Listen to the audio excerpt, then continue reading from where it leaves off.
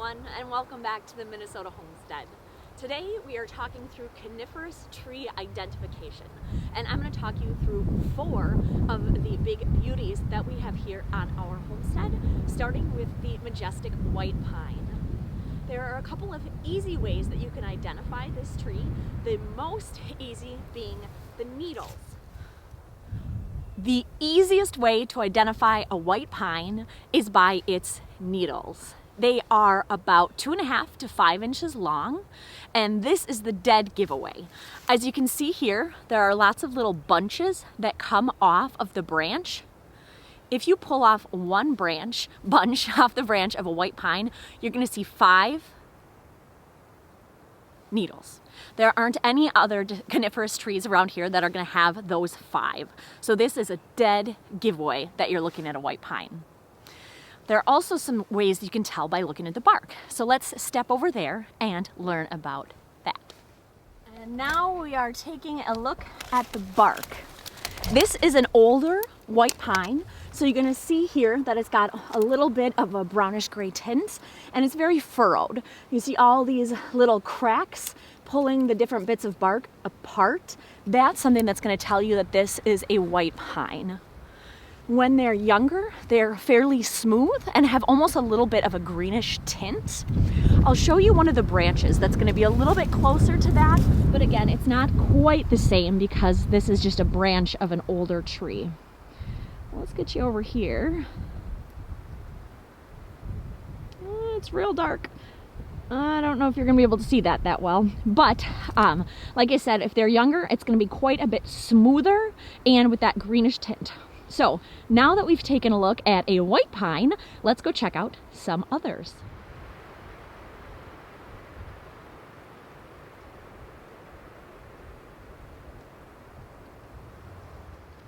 We are now in front of the tree that my husband despises above all others. To some, it might look a little bit more scraggly than some like the white pine that is big and fluffy. So my husband's not a fan. However, this happens to be my mom's favorite pine. So you never know.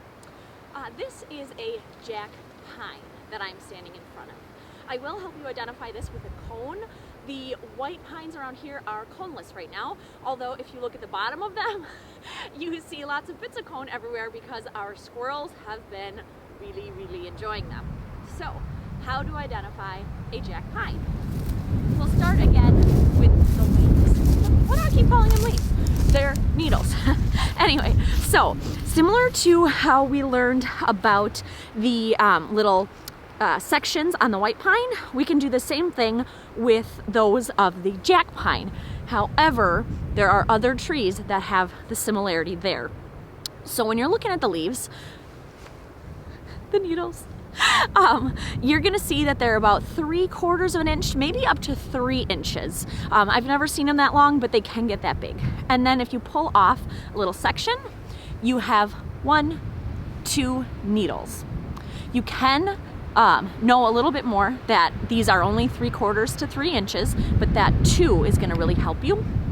The cones, if they're on there, are very helpful. You're gonna be it's very easy to identify a jack pine by its cone. It's not too long, but it's got this big curve in it. So that is really helpful. It also has a little bit of serration and things there. It's not gonna open up quite as much as the other ones. So this is really easy to help you identify a jack pine. Now let's go take a look at the bark. The bark of a jack pine has a slightly reddish tint that you may not be able to see extremely well in the video here, but it's quite scaly in small little bits. You can see it's starting to pull up quite a bit along here. Those scales are what's going to tell you that you're looking at a jack pine.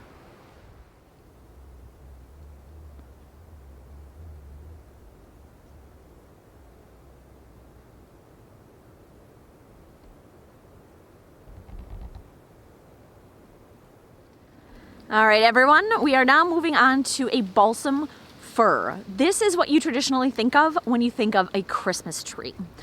These are all pretty much buried back in the woods on our property, so I can't get a really long line of sight to do a video, so we're just gonna do a close-up from the start. So as with everything else, we will start with the leaves. Camera, please focus. And again, I called them leaves. We're just gonna accept that as a standard for the day. All right, so looking at the pine needles. Here we go. All right, you're gonna see that these are very flat. They're not gonna be very long. They're about 1.5 inches, a half an inch to an inch. And they're also kind of shiny a little bit. If you can see here, they're actually in 2 rows along the branch here. I don't think you can tell really well, but they're very flat across the top, and it's just those 2 rows. They are then single, unlike the bunches that we've seen on the other 2 trees we looked at. Moving on to the bark. This is a pretty unique bark that you'll be able to identify pretty easily. Overall, it's fairly smooth, but it has these ridges going horizontally. Sometimes they can get really big and actually kind of bulbous because they'll get a lot of resonant things inside, so that makes it even easier to identify. But you have a nice flat surface that has these little ridges all the way along.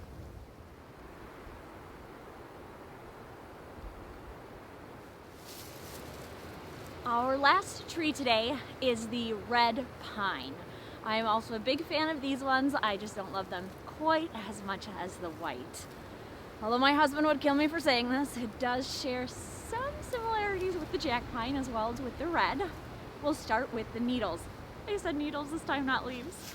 So first thing, as always, is the needles.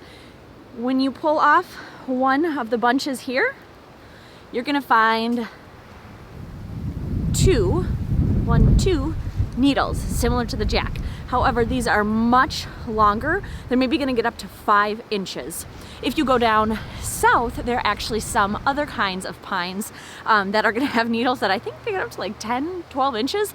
They're huge, and that's what you wanna use if you're gonna do some pine basket weaving or something. But these are the longest ones we're gonna have up around here. Let's go take a look at the bark. All right, and as we are looking at the bark, similar to the jack pine, it's got a little bit of a reddish tint.